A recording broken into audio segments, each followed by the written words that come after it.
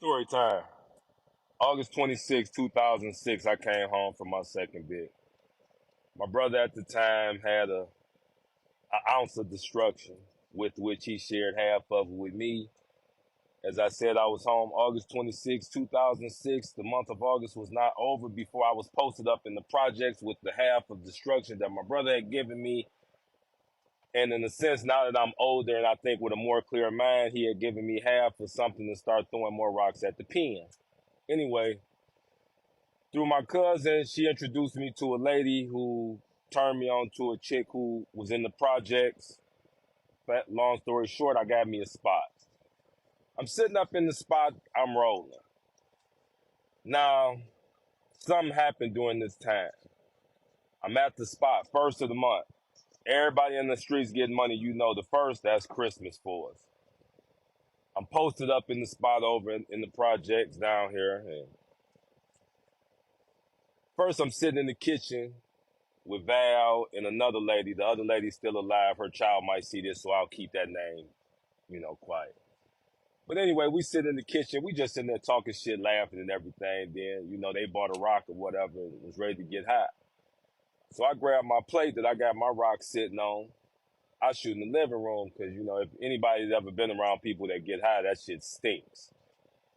So anyway, I go in the living room. So I'm sitting here. Now, mind you, I ain't been home long, so I got me a little cell phone. I'm sitting here and I'm texting with some chick and, I'm enjoying this texting thing.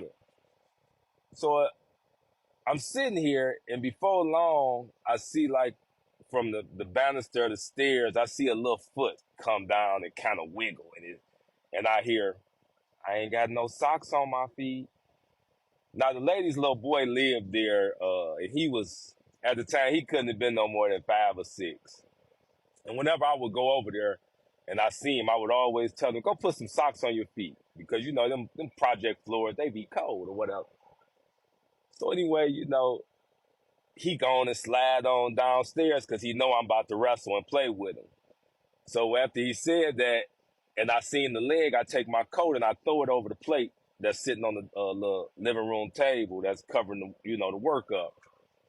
He comes on down and he got a little grin on his face. He ready to play. Next thing you know, his mama heard him downstairs and she, get your ass back upstairs. And the look on his face, it broke my heart.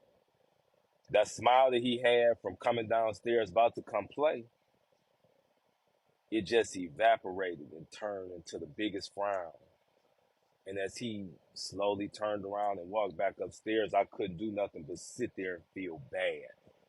I grew up in a house where half of the house was cut off on me because the adults wanted to do things adults shouldn't have been doing any damn way. But at least I grew up in a house, 3 bedrooms, upstairs, downstairs, basement. Here it was, he was confined to this little project room. And as he walked upstairs, I remember looking at him thinking that his life was already being in question. The future of his life was already in question, and he had no control over it. And at that moment, I couldn't contribute to that. I would like to say at that moment I flushed the dope and stopped selling it, but I'm not gonna be that. I'm not gonna be a liar and say that. But what I did do was I grabbed my shit, and as I got ready to leave, I told Val, I was like, "Look, I'll be close by. Anybody call me? Anybody come by, just call me. I'll be right here." But I couldn't be in there and no longer be the cause of destroying this young man's future the same way it was done to me.